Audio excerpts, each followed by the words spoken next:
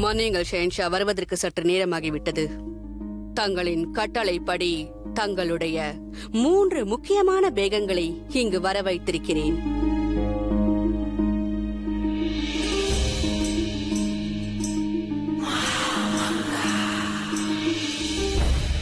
ஒரு முக்கியமான காரணத்திற்காகத்தான் நான் உங்களை வர சொன்னேன். என்னை பொறுத்தவரை ஆதம் கானின் விவகாரம் அரசியல் சம்பந்தப்பட்டது மட்டுமல்ல, பெண்களின் விவகாரமும் கூட. நீங்கள் உங்கள் கடமைகளை உணர்ந்தவர்கள், ராஜ்யத்தின் நலனை பற்றி யோசிப்பவர்கள். அதனால்தான் நாளை தர்பாரில் தீர்ப்பை கூறுவதற்கு முன் உங்கள் அபிப்பிராயத்தை கேட்க விரும்புகிறேன்.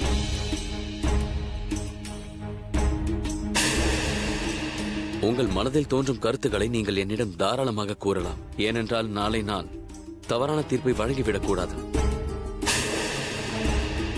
ஜோதா பேகம், நேற்று நீங்கள் தர்பாரில் ஏதோ கூற வந்தீர்கள், அதை நான் பார்த்தேன். ஆனால் எனது தாயார் உங்களை தடுத்து விட்டார்கள். அங்கு நீங்கள் புகார் அளிக்கும் போது நான் ஷெஹன்ஷா, ஆனால் இங்கு நீங்கள் என் மனைவி, நான் உங்கள் கணவன். அதனால் நீங்கள் கூற வந்ததை இங்கே தைரியமாக கூறலாம். முதலில் நான் என் நன்றியை தெரிவித்துக் கொள்ள விரும்புகிறேன். இந்த விவாதத்தில் என்னை சேர்த்துக் கொண்டதற்கும் இந்த குடும்பத்தில் என்னை ஒருத்தியாக பாவித்ததற்கும் நன்றி. இன்னொரு விஷயத்தையும் நான் கூற விரும்புகின்றேன். நான் மகாமங்கா அவர்களின் முடிவை எதிர்க்கவில்லை. அவர் செய்தது அனைத்தும் கொள்கை கோட்பாட்டுக்கு உட்பட்டுதான் இருந்தது. நான் ஆதம் கானையும் எதிர்க்க விரும்பவில்லை. நான் எதிர்ப்பது இந்த பழக்க வழக்கத்தை தான். ஒரு பெண்ணிற்கு எந்த கௌரவமும் அளிக்கப்படவில்லை. அவளுடைய விருப்பத்தை இங்கு யாரும் கேட்பதில்லை. இந்த பழக்க வழக்கம் இங்கு மட்டுமல்ல, நாடு முழுவதும் பரவி இருக்கிறது. அனைத்து மதங்களிலும் அனைத்து ஜாதிகளிலும் இன்று வரை இந்த பழக்கம் கடைபிடிக்கப்பட்டு வருகின்றது. பெண்களை வெறும் பொருளாகத்தான் நினைக்கிறார்கள் ஷெஹன்ஷா. செல்வம் இல்லாத பெற்றோர்கள் செல்வத்திற்காக மகளை விற்றுவிடலாம். செல்வம் இருப்பவர்கள் தன்னுடைய விருப்பத்திற்காக பெண்களை சொந்தமாக்கிக் கொள்ளலாம். தன்னுடைய நலனுக்காக பெண்களை விற்று விடுகிறார்கள். சிலர் பெண்களை சொந்தமாக்கிக் கொள்கிறார்கள். சில சமயத்தில் பெண்களை காணிக்கையாக்குகிறார்கள். விருப்பப்பட்டால் பெண்களை பலாத்காரம் செய்கிறார்கள். இல்லை என்றால் வெற்றியின் அடையாளமாக பெண்களை அடைகிறார்கள். அதேபோல் தோல்விக்காக விலை பேசி அவர்களை விற்று விடுகிறார்கள். நான் இந்த நடைமுறையை எதிர்க்கின்றேன் ஷெஹன்ஷா. ஏனென்றால் பெண் என்பவள் ஒரு பொருள் அல்ல. அவள் ஒரு தாய், ஒரு மகள், ஒரு மனைவியாக இந்த உலகத்தை உருவாக்குகிறாள். ஆனால் இந்த உலகத்தில் உள்ளவர்கள் அவளை ஒரு பொருளாக்கி விட்டார்கள்.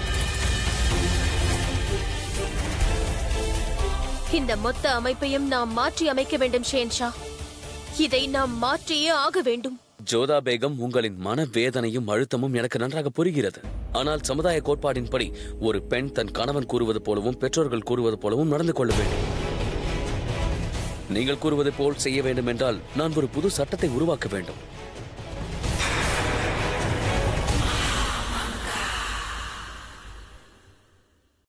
சரி, இருக்கட்டும். சலிமா பேகம், தங்களின் கருத்துக்களை கூறுங்கள். நமது சட்டத்தின் விதிகளுக்கு உட்பட்ட வரையில் நான் மகாமங்காவை ஆமோதிக்கிறேன். பல நூறு வருடங்களாக நிக்காக்கள் இதுபோலதான் நடைபெறுகிறது. ஆனால் பெண்களின் உணர்வுகளின் விஷயத்தில் ஜோதா பேகம் கூறியது உண்மை என்றுதான் தோன்றுகிறது. ருக்கையா பேகம், தாங்கள் என்ன கூற வருகிறீர்கள்? ருக்கையா பேகத்திற்கு அரசியல் விவகாரங்கள் நன்றாகவே தெரியும் ஷெஹன்ஷா. ஆகையால் ருக்கையா பேகம் என் கருத்துக்களுக்கு ஒத்துழைப்பார் என்று நினைக்கிறேன். இல்லை மகாமங்கா, இந்த விவகாரத்தில் ஜோதா பேகம் கூறுவதை நான் ஒத்துக்கொள்கிறேன்.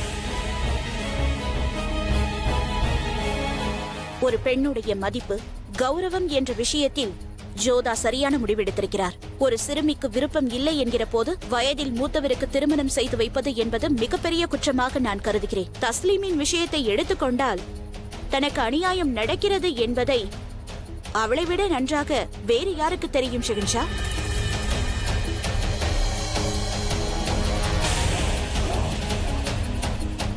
என்னை பொறுத்தவரையில் இதில் விருப்பம் இருக்கிறதா இல்லையா என்று அந்த சிறுமியிடமே கேட்டுவிடுங்கள். அதுதான் சரி. இறுதியான முடிவை அந்த சிறுமிதான் எடுக்க வேண்டும்.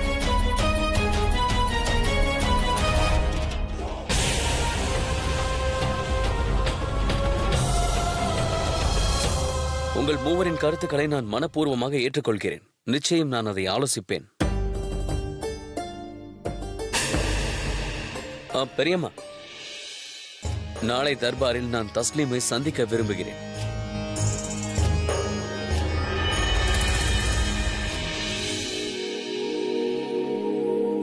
ஆனால் இன்னொன்றும் மகிழ்ச்சியாக இருக்கிறது. தங்களை முக்கியமான வேகமாக கருதி முழு மனதோடு ஏற்றுக்கொண்டிருக்கிறார். ஷேன்ஷாவை பற்றி புரிந்து கொள்ள முடியவில்லை. சில சமயங்களில் கோபப்படுகின்றார், சில சமயங்களில் நான் சொல்வதை ஒத்துக்கொள்கிறார். என்று என்னை முக்கியமான வேகமாக கருதிவிட்டார். ஜோதா, என்னவாற்று? உனக்கு ஒன்றுமில்லையே, இந்த நேரத்தில் அழைத்திருக்கிறாய்? நான் நன்றாகத்தான் இருக்கிறேன். உனக்கு ஏன் இவ்வாறு மூச்சு வாங்குகின்றது? அமைதியாக இரு. அம்மனுக்கு தான் நன்றி. நான் பயந்தே போய் விட்டேன், உனக்கு என்னவாகிருக்குமோ என்று. ஒன்றுமில்லை மோத்தி, உன்னுடன் பேச வேண்டும் போல் இருந்தது, அதான் உன்னை அழைத்தேன். என்ன பேச வேண்டும் கோரு? பேருக்கு தான் நான் தாசி, ஆனால் என்னை தோழியாகவும் ஒரு சகோதரியாகவும் தான் என்னை பார்க்கின்றாய். சரி, என்னவென்று கோரு? மோத்தி, இன்று ஷெஹன்ஷா என்னை, ருக்கையா பேகத்தை, சலீமா பேகத்தை அழைத்தார். ஆதம் கான் தஸ்லீம் விஷயமாக பேச அழைத்தார். அப்படியா? ஆதம் கானை பற்றி அவர் அப்படி என்ன கூறினார்? நீ எவ்வளவு யோசிக்கின்றாய்? இல்லை, நான் ஆதம் கான் விஷயத்தை பற்றி யோசிக்கவில்லை. எனக்கு திகைப்பாக இருந்தது. ஷெஹன்ஷா முக்கியமான 3 பேகங்களை அழைத்ததாக மகாமாங்கா வந்து கூறினார். அம்மூவரில் நானும் ஒருத்தி மோத்தி.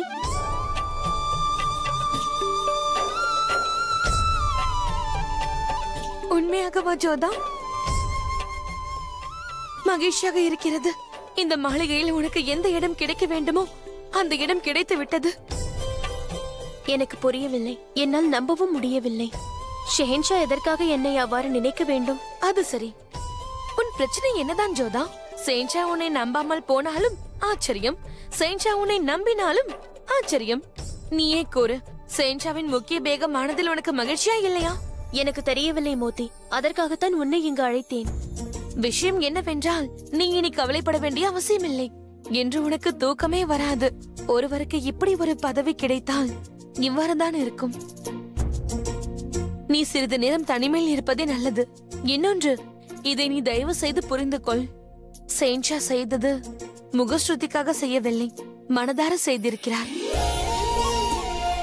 உன்னை சரிபாதியாக நினைக்கின்றார். இனி நீதான் பார்த்துக் கொள்ள வேண்டும். நான் புறப்படுகிறேன். மோதி, சிறிது நேரம் இங்கிரு. தஸ்லீம் விஷயத்தை பற்றி உன்னிடம் பேச வேண்டும். ஜோதா, ஷெஹன்ஷா உன் பேச்சை கேட்டு ஆதம் கானை தர்பாருக்கு வர வைத்தார். பிறகு அதே விஷயத்தை உன்னிடம் கலந்தாலோசித்திருக்கிறார். உன்னை ஷெஹன்ஷா இவ்வளவு நம்பும் பொழுது நீயும் அவரை நம்பு. தஸ்லீம் விஷயத்தில் ஷெஹன்ஷா நிச்சயம் நல்ல தீர்ப்பளிப்பார்.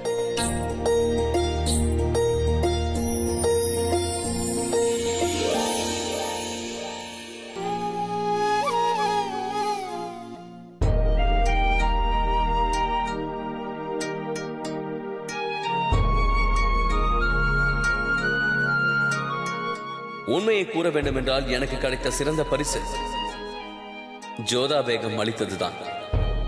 அவர்கள் அளித்த பரிசுக்காக நான் அவர்களுக்கு மனமார்ந்த நன்றியை கூறுகிறேன். அதே போல் இந்த சிம்மாசனத்தில் அமர வேண்டுகிறேன்.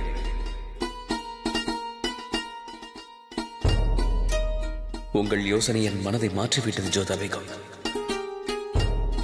நிஜத்திற்கும் எண்ணத்திற்கும் மட்டுமே நீங்கள் இடைவெளியை குறைக்கவில்லை, பிரஜைகளுக்கும் எனக்கும் இருந்த இடைவெளியையும் குறைத்து விட்டீர்கள்.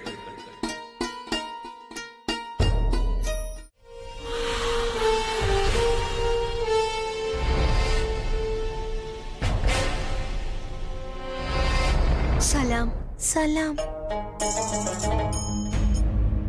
தஸ்லீம், நீ பயப்பட தேவையில்லை. ஷெஹன்ஷா உன்னுடன் பேச விரும்புகிறார். எதற்கும் அச்சப்படாமல் உன் மனதில் இருப்பதை வெளிப்படையாக கூறு. என் தாய் தந்தையார் ஷெஹன்ஷாவிடம் பேசிவிட்டார்கள் அல்லவா? நிச்சயமாக. ஆனால் நான் உன்னிடம் பேச விரும்புகிறேன். பயப்படாதே தஸ்லீம், ஷெஹன்ஷா உன் அருகில்தான் இருக்கிறார். அவர் கேட்பதற்கு நீ பயப்படாமல் பதில் கூறு, சரியா? தஸ்லீம், உனக்கு நிக்காவை பற்றி என்ன தெரியும்? அது மௌலி அவர்கள் கேட்கும் பொழுது நாம் சம்மதம் சொல்ல வேண்டும்.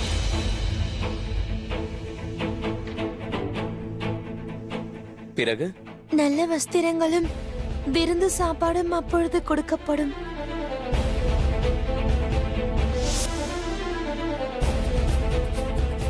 உனக்கு இந்த நிக்காவில் விருப்பம் இருக்கிறதா?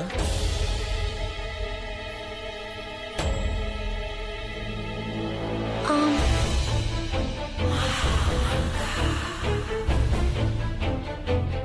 இது நிக்கா செய்வதற்காக நடக்கும் சடங்குகள். நிக்கா எதற்காக செய்கிறார்கள் என்று உனக்கு தெரியுமா? நிக்காவிற்கு பின் அணிவதற்கு நல்ல நல்ல வஸ்திரங்கள் கிடைக்கும். அதோடு மாளிகையில் தங்குவதற்கு இடம் கிடைக்கும். நிக்காவின் அர்த்தம் இதுதான் என்று நினைக்கிறாயா? ஆம். சரி, நீ சென்று வா. ஆதாப். ஆதாப். தங்களுக்கு பதில் கிடைத்துவிட்டது என்று நான் முழுமையாக நம்புகிறேன் ஷெஹன்ஷா.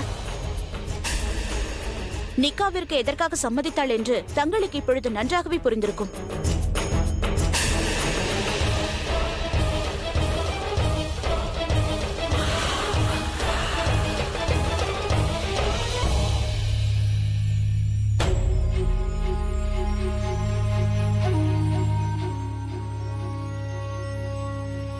மௌலி அவர்கள் கேட்பார்கள், அப்பொழுது நாம் சம்மதம் சொல்ல வேண்டும்.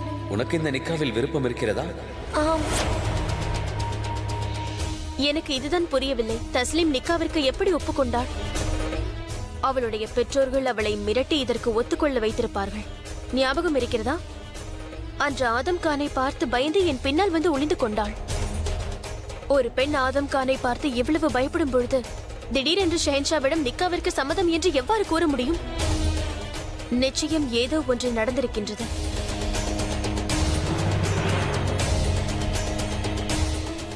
ஏதோ ஒன்று நடந்து விட்டது. அது வீடு ஜோதா. தஸ்லீம் ஷெஹன்ஷாவிடம் திருமணத்திற்கு சம்மதம் தெரிவித்து விட்டாள். இனி இந்த திருமணத்தை நம்மால் நிறுத்த முடியாது என்று தோன்றுகிறது. ஒன்றும் அறியாத அந்த சிறுமியின் வாழ்க்கை நாசமாகிவிடக் கூடாது என்றுதான் நினைக்கிறேன். இனி அனைத்தும் ஷெஹன்ஷாவுடைய முடிவை பொறுத்துதான் இருக்கின்றது. தீர்ப்பை கோருவதற்கு ஷெஹன்ஷா எடுத்துக்கொண்ட கால அவகாசம் சரியான தீர்ப்பை வழங்கும் என்று எனக்கு நம்பிக்கை இருக்கிறது. தஸ்லீம், ஏன் விளையாட வரமாட்டேன் என்கிறாய்? வா, விளையாடலாம். இல்லை ரேஷ்மா, நான் வரவில்லை. ஏன்? வா, விளையாடுவோம். ஏன் அழுகிறாய்? என் தாய் கூறுவார், பெண்கள் திருமணம் முடிந்து போகும்போதுதான் அழுவார்கள் என்று. அதற்கு முன்பு அழக்கூடாது. நீ திருமணத்தை பற்றி பேசினால் நான் உண்மையிலேயே அழுது விடுவேன். உன் அம்மா கூறினார், உன் திருமணத்தின் போது எனக்கும் புது ஆடைகள் வாங்கி தருவாராம். வளையல், வளையலுங்க, வளையல், விதவித வண்ணமாக வளையல்கள் வாங்கிக்கோங்க. வளையல்காரரே, கூறுங்கள். என் தோழி தஸ்லீமிற்கு திருமணமாக போகிறது. அதனால் எங்க எல்லாருக்கும் வளையல் தாருங்கள்.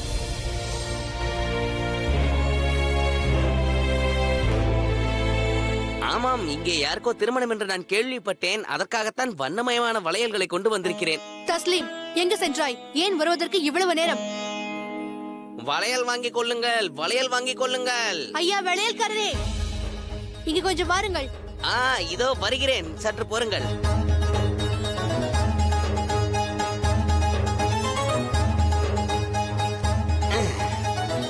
காண்பியுங்கள். இந்த வளையல்களை பாருங்கள். இந்த வளையல் என்ன விலை? முதலில் வளையல்களை பாருங்கள், விலையை பிறகு பேசிக் கொள்ளலாம். சரி, திருமண பெண்ணுக்கு ஒரு நல்ல வளையலை காட்டு. இதை வாங்கிக் கொள்ளுங்கள், ஆனால் சற்று விலை உயர்ந்தது. விலையை பற்றியெல்லாம் ஒன்றும் பேசாதே. இந்த வீட்டை பார்த்து எடை போடாதே. சுபேதாரருக்கு உறவாக போகிறோம். நல்ல வளையல்களை காட்டுங்கள்.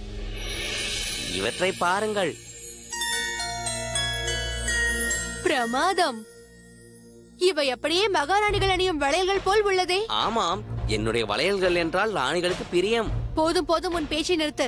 என் மகளுக்காக ஒரு நல்ல வளையலாக எடுத்து காட்டு. இந்த திருமணத்திற்கு பிறகு கோட்டையின் உயர்காப்பாளராகி விடுவேன். எனக்கு நிறைய சாராயம் கிடைக்கும். ஆதம் கான் வாழ்க.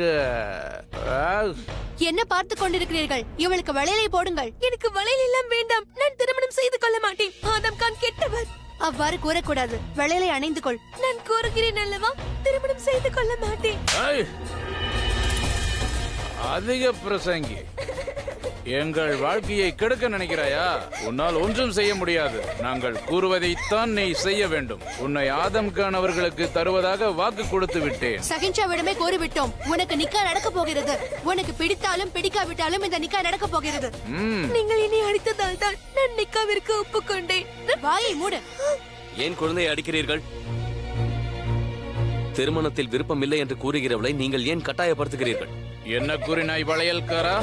கோட்டையின் வருங்கால உயர்காவலனிடம் பேசுகிறாய். வளையல்களை கொடுத்து விட்டு இங்கிருந்து ஓடிவிடு. உங்களுக்கு விற்க மாட்டேன். உன்னை போன்ற வளையல் விற்பவர்கள் நிறைய பேர் இருக்கிறார்கள். நீ மறுபடியும் இந்த பக்கம் வந்தாய் என்றால் நான் உயர் காவலாளியாக ஆகப் போகிறேன் அல்லவா? அங்கு உன்னை சிறையில் அடைத்து விடுவேன். உனக்கென்ன? என் மகளுக்கு யாருடனும் திருமணம் நடத்தி வைப்பேன். பெரிதாக பேச வந்து விட்டாய். மரியாதையாக இங்கிருந்து சென்று விடு. என்ன முறைக்கிறாய்? முதலில் இங்கிருந்து செல். வளையல் விற்கிறான்.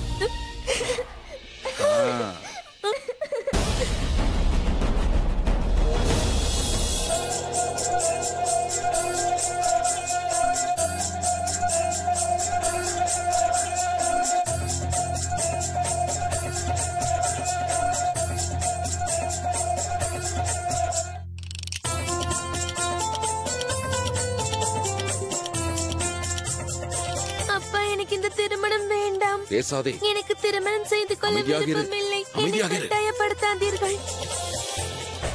என் ராஜ்யத்தில் இதுதான் நடைபெறுகிறதா? எங்கு பார்த்தாலும் பாலிய திருமணம். இவர்களுக்கு நிக்காவின் அர்த்தம் கூட தெரியாது. ஜோதா பேகம் கூறியது சரிதான்.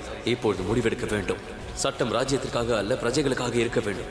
எதிர்காலம் இருளில் இருக்கக்கூடாது என்றால் இந்த சட்டத்தை நாம் உடனே மாற்றியாக வேண்டும். இதை ஏற்றுக்கொள்வது சற்று கடினம்தான். பல காலங்களாக நடந்து வருவதை தடுப்பது ஒரு ஷெஹன்ஷாவிற்கு கொஞ்சம் கடினம்தான். ஆனால் இன்றே முடிவெடுக்க வேண்டும். அட, கூறினேன் அல்லவா, இந்த ரோஜா செடியை எடுத்து அங்கே வை. இது பேகம் சாய்பாவின் ஆணை. இது இளம் தளிர். இதுவும் ஒரு உயிர்தான். இது பொருள் அல்ல. இங்கிருந்து எடுத்து வேறு இடத்தில் வைப்பதற்கு. நன்கு வளர்வதற்கு முன்பு இதை பிடுங்கிவிட்டால் இதன் வேர்கள் பலவீனமாகிவிடும். இதை எங்கும் வைக்க முடியாது, அங்கும் வைக்க முடியாது. பிறகு நன்கு துளிர் விட்டுவிட்டால் செடி உறுதியாகிவிடும். அதன் பிறகு தாங்கள் எங்கெங்கு கூறுகிறீர்களோ அங்கேயே வைத்து விடுகிறேன். ஷெஹன்ஷா. ஆதாப் ஷெஹன்ஷா, எங்களை மன்னித்து விடுங்கள் உசூர். தாங்கள் வருவதை கவனிக்கவில்லை.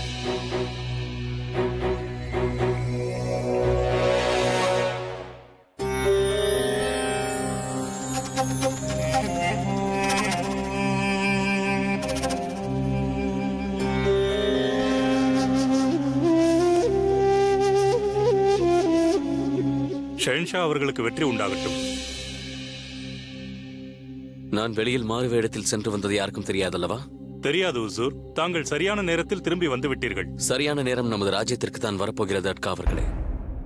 எனக்கு புரியவில்லையே உசூர். ரோஜா செடி நன்றாக வளர்வதற்கு முன் அதை வெட்டி வேறு இடத்தில் பதியம் போட்டால் அது நன்றாக வளராது என்று தோட்டக்காரன் கூறியதை கேட்டேன். அந்த செடி பிறகு இறந்து விடுமாம். அவன் கூறியது சரிதான். அனைத்து விஷயத்திற்கும் காலம் இருக்கிறது. சரியான நேரத்தில் செய்யப்படாத வேலை உரிய பலனை அளிக்காது. அதுதான் கவலை அளிக்கும் விஷயம் அட்கா அவர்களே. மனிதன் செடிகளை பற்றி யோசிக்கிறான், ஆனால் மனிதனை பற்றி யார் யோசிப்பது? சூதுவாது தெரியாத அந்த பெண்களின் நிலைமைதான் என்ன? அவர்களுக்கு சிறிய வயதிலேயே திருமணம் செய்கிறார்கள். நான் இப்போது வரும் வழியில் ஒரு சங்கடமான விஷயத்தை கண்டு என் மனம் மிகவும் நொந்து போயிருக்கிறது. தஸ்லிமை விட சிறியவளாக இருக்கும் ஒரு சிறுமிக்கு திருமணம் செய்கிறார்கள். ஆனால் மணமகனோ அந்த சிறுமியின் தந்தையை விட மூத்தவர். தங்களது எண்ணங்களை நான் புரிந்து கொண்டேன் உசூர். மிகவும் சிறிய வயதில் பெண்களுக்கு திருமணம் செய்து வைக்க கூடாது. ஆனால் அது ஒரு வழக்கமாகிவிட்டது ஷெஹன்ஷா. ஏன் இப்படி செய்கிறார்கள் என்றால், ஒரு பெண்ணிற்கு சிறு வயதில் திருமணம் செய்துவிட்டால் புகுந்த வீட்டு பழக்க வழக்கங்களை அவள் கூடிய சீக்கிரம் புரிந்து கொள்வாள் என்று நினைக்கிறார்கள். இச்செயலில் வருத்தப்பட வேண்டிய விஷயம் என்னவென்றால், சில சிறுமிகளுக்கு தங்களுக்கு திருமணம் நடப்பதே தெரியாமல் இருக்கிறது. இது நமது சமுதாயத்திற்கு ஏற்றதல்ல அட்கா அவர்களே. வழக்கம் என்ற ஒரு காரணத்தினால் நாம் இதை தொடரவிடக் கூடாது. இதை மாற்றி அமைக்க நாம் சட்டம் கொண்டு வர வேண்டும். இதற்கு முன்பு எந்த பாஷாவும் இதை பற்றி யோசிக்கவில்லையா? யோசித்திருக்கிறார்கள் உசூர். இதற்கு முன்பும் பலமுறை சட்டங்கள் மாற்றி அமைக்கப்பட்டிருக்கிறது, திருத்தப்பட்டும் இருக்கிறது. அலாவுதீன் கில்ஜி, ஷேர் ஷா சூரி இதற்கு எடுத்துக்காட்டு. பிறகு இந்த சட்டத்தை மக்கள் ஏற்றுக்கொண்டார்களா இல்லையா? மக்களுக்கு அவர்கள் மீது நம்பிக்கை இருந்தால் அந்த சட்டத்தை ஏற்றுக்கொண்டிருப்பார்கள், அதன்படி நடந்தும் இருப்பார்கள். சரி அட்கா அவர்களே, இதற்காக புது சட்டத்தை கொண்டு வரலாம்.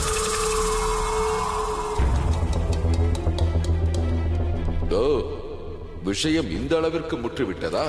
சிறுமிகளுக்கு திருமணம் செய்ய தடை விதிக்கப் போகிறீர்களா? இந்த விவகாரத்தில் நீங்கள் எதிர்பார்த்திராத வகையில் உங்களுக்கு சரியான பதிலடி கொடுப்பான் இந்த மகாமங்காவின் புதல்வன் ஆதம் கான்.